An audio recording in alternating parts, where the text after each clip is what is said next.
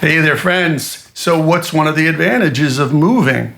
Maybe the only advantage to moving, because this process sucks. I'm sure you all agree with that. If anybody's ever gone through it, and then throw in moving across the ocean, yeah. Well, one advantage is I get to go through all the gear as I'm packing it up, and I thought I'd share with you some of my favorites as I'm putting them into boxes to wave them bye-bye for a month or two. My favorite microphones. Now, I have an advantage here. For years, I've had access to Bob Olson's mic collection that he took with him from Motown to San Francisco to Nashville. So I've used real 50s and early 60s U67s, U84s, the whole bit. So I know the difference.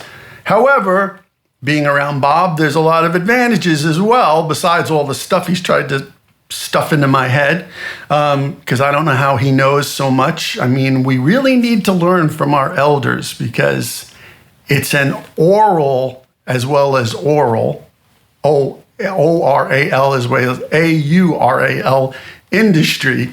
We need to listen to them because they know stuff. And one of the mics he recommended to me is the Gefell UMT70S FET. This microphone, outstanding microphone. And honestly, since Gefell, Microtech Gefell was like the East German Neumann, I mean, you can look that up. There's a whole thing on it. But this microphone has all the polar patterns, sounds amazing, Neumann capsule. I mean, and 1/4 the price. I mean, I can't remember what I paid for it, but it wasn't $4,000. I think it was like $900 or something like that.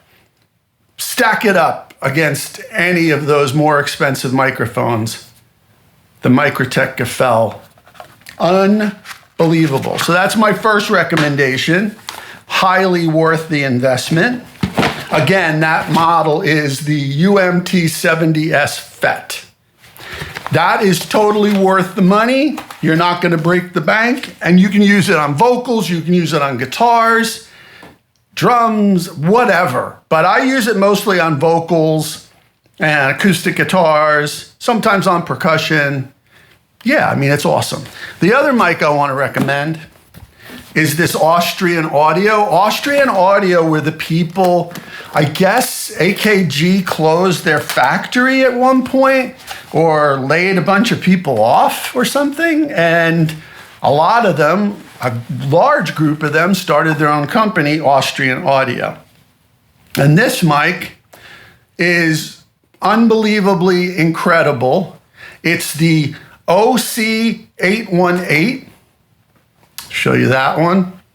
And again, I paid, stupid money for this because this was like a Blem or something at Sweetwater. And I think I paid around $975 or something for this. One of the cool things is this attachment in the back that opens up. It has an attachment that you can run it in stereo or MS, even though it's basically a mono microphone. And a top mix engineer heard some recordings I did with this, and he's like, oh, is that the so-and-so microphone? He thought it was like a $10,000 microphone. He was convinced that I used this $10,000 mic. He's like, oh, the top sounds like it, and it's got this body to it that it sounds like, and he's right, it does sound like that. Around $1,000 used. And new, I don't know, it's like $1,300 new. So the OC818, it's so versatile, many polar patterns, sounds amazing on acoustic guitar. I used it on my voice for the album I did with Henry Kaiser, The Riddles Wisely Expounded. Every song I sang with this, but it sounds great on everything. So that and the Microtech are amazing budget options for you to get like big time sound without breaking the bank. Another one I want to recommend And this one you should know about, and there might be some argument about this online, but the Beyer MT88, you'll pay, God, what were they, like $400 or something like that. And I swear to God, you could build a house with them. They're built like tanks, you know. The pattern, the response pattern of that mic is identical to a U87. Look it up online.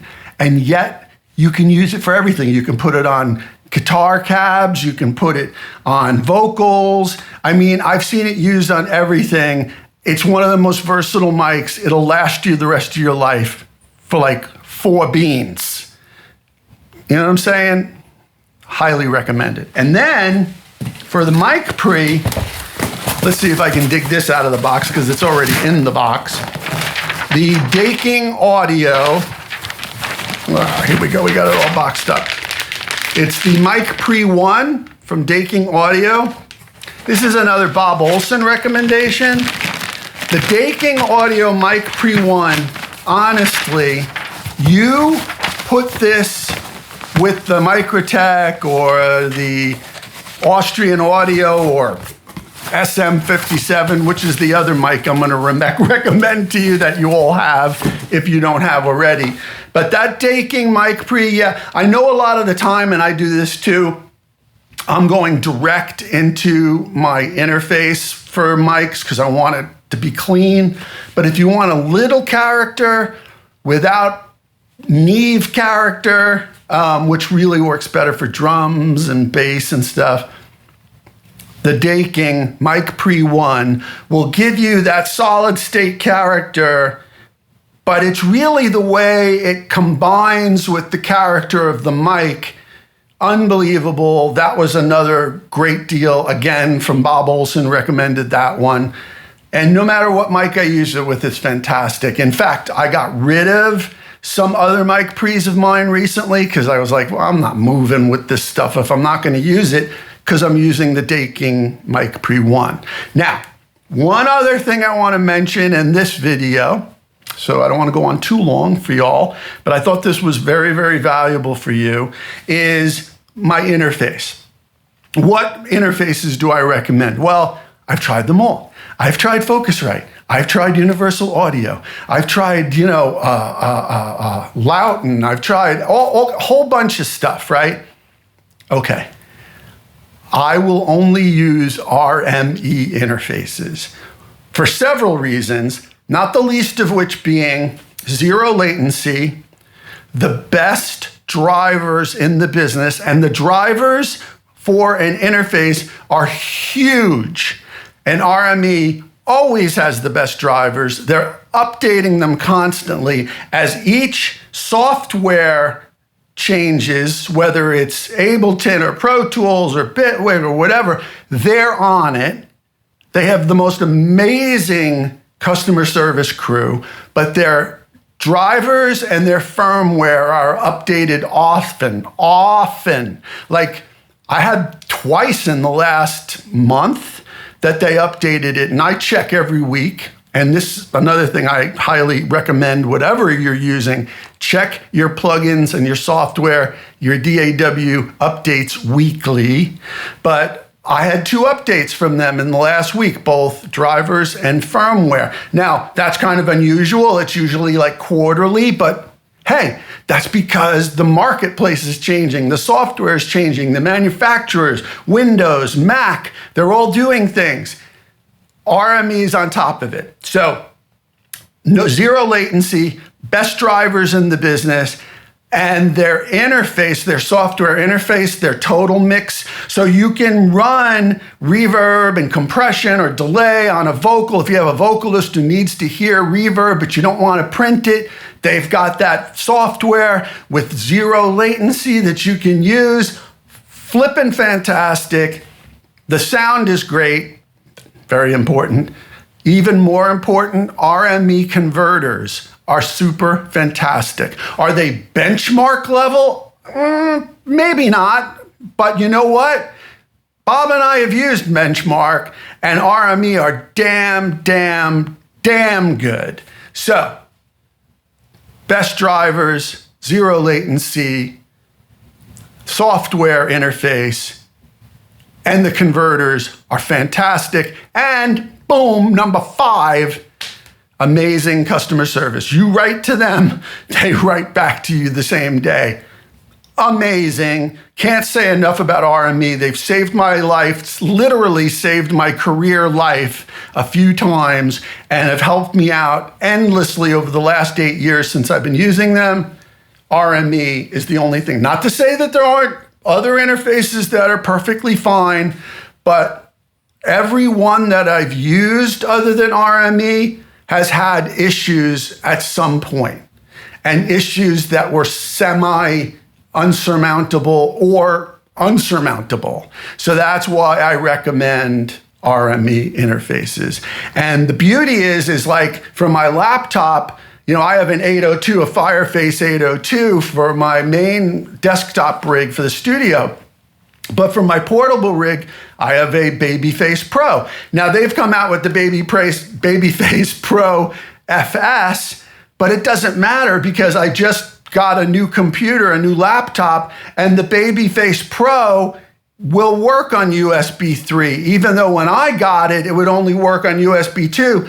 It's backwards compatible. No problem. It's working beautifully on USB 3. It'll work on USB-C. And this is an older unit. This unit's like 8 years old now, and so is the Fireface 802. They're both 8 years old. Perfect. So I think I've gone on enough about RME, but I just love them. Those are my recommendations to you as I'm packing up the studio. If you have any other questions about gear, recording, the record business, what have you, let her rip, because at this point, I'm almost completely packed except for my immediate stuff here, which is going to get packed up in the next week before I land wherever I'm going. And I'll have nothing to do but talk to y'all. All right? Thanks for watching. Catch you later.